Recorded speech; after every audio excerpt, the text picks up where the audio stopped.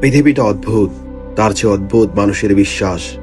কল্পনা করুন এমন একটি দেশের কথা যেখানে অশুভ শক্তি তাড়াতে বাড়ির প্রধান ফটক কিংবা দেওয়ালে পুরুষ লিঙ্গের প্রতিকৃতি এঁকে রাখা হয়।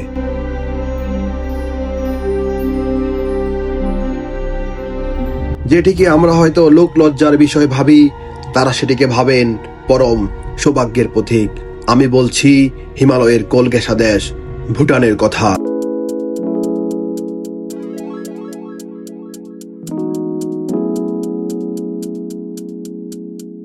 কিন্তু কেন এই প্রথা?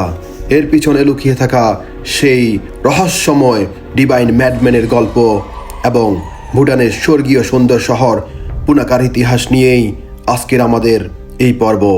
ভিডিওর শেষ পর্যন্ত আমাদের সাথেই থাকুন, কারণ শেষে রয়েছে একটি চমকপ্রদ টুইস্ট।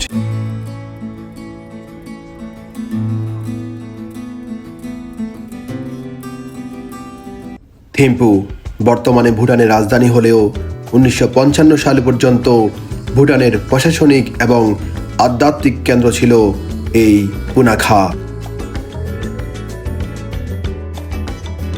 সমতল থেকে প্রায় 1200 মিটার উচ্চতায় অবস্থিত এই শহরটি ভুটানের সবচেয়ে উর্বর এবং সুন্দরতম জায়গাগুলোর একটি। এখানকার বিশেষত্ব হলো এর নাতিশীতোষ্ণ আবহাওয়া, যা সারা বছরই পর্যটকদের মুগ্ধ করে রাখে।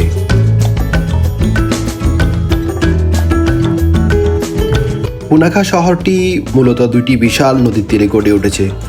ভুটানিজরা বিশ্বাস করেন নদীও মানুষের মতো পুরুষ এবং নারী হতে পারে। সেজন্যই তারা একটি নাম দিয়েছেন মোছু, যার অর্থ হলো নারী নদী। এটি শান্ত এবং ধীর স্থির। অন্যটির নাম পচু বা পুরুষ নদী, যা অত্যন্ত চঞ্চল এবং খরস্রোতা। আপনি কি কখনো এমন কোনো দৃশ্য দেখেছেন যেখানে দুটি আলাদা মেজাজের নদী একে অপরের সাথে আলিঙ্গন করছে? পুনাখার এই সঙ্গমস্থলটি কেবল ভৌগোলিক গুরুত্বই রাখে না, এটা ভুটানিজদের কাছে আধ্যাত্মিক শক্তির এক বিশাল উৎস। তাদের বিশ্বাস এই দুই নদীর মিলনেই কেবল দেশের উর্বরতা এবং সমৃদ্ধি বজায় রাখে।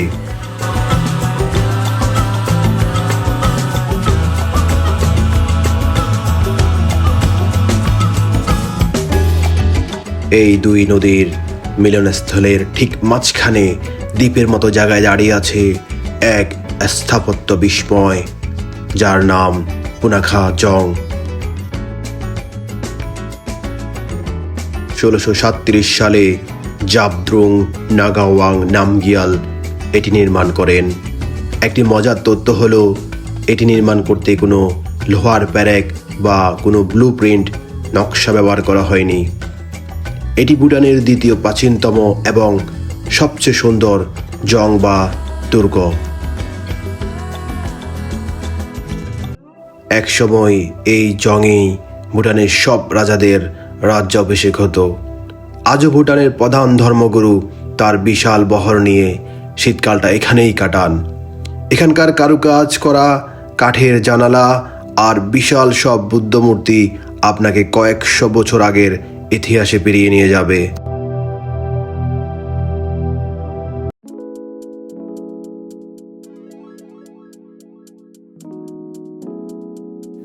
আর এই পুনাখা জংয়ের ঠিক পাশেই রয়েছে ভুটানের দীর্ঘতম সাসপেনশন ব্রিজ।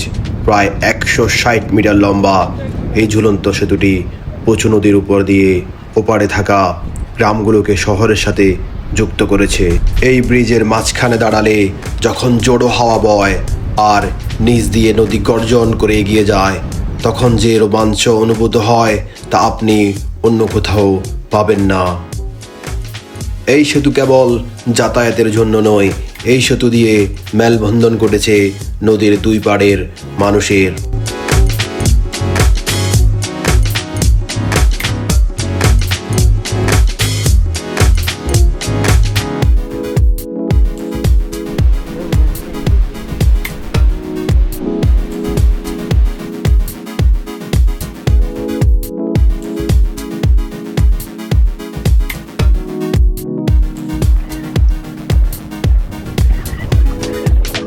এবার আসি সেই ভিডিওর শুরুতে বলা রহস্যময় কথার কথা।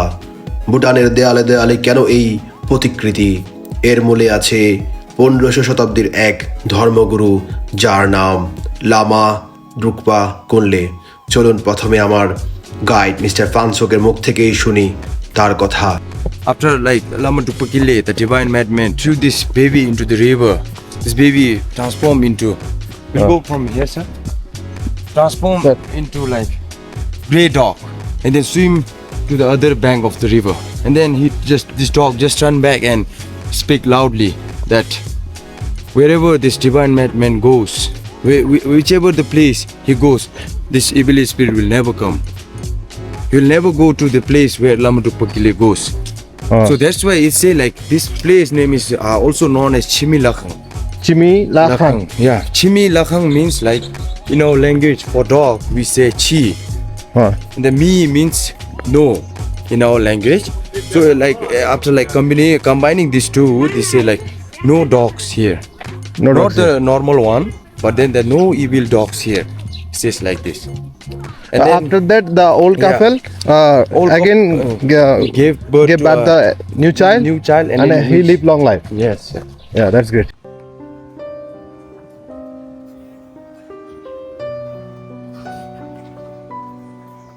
ভুটানের এই ধর্মগুরু ছিলেন অত্যন্ত খেপাটে স্বভাবের, তাই তাকে বলা হতো দ্য ডিভাইন ম্যাডম্যান। গল্পটি হলো একসময় এক ডাইনি স্থানীয় মানুষকে অতিষ্ঠ করে তুলেছিল। দ্রুকপা কুনলে কোনো অস্ত্র দিয়ে নয়, বরং তার অলৌকিক আধ্যাত্মিক শক্তির, যাকে তিনি বজ্র বলতেন, মাধ্যমে সেই অশুভ শক্তিকে পরাজিত করে।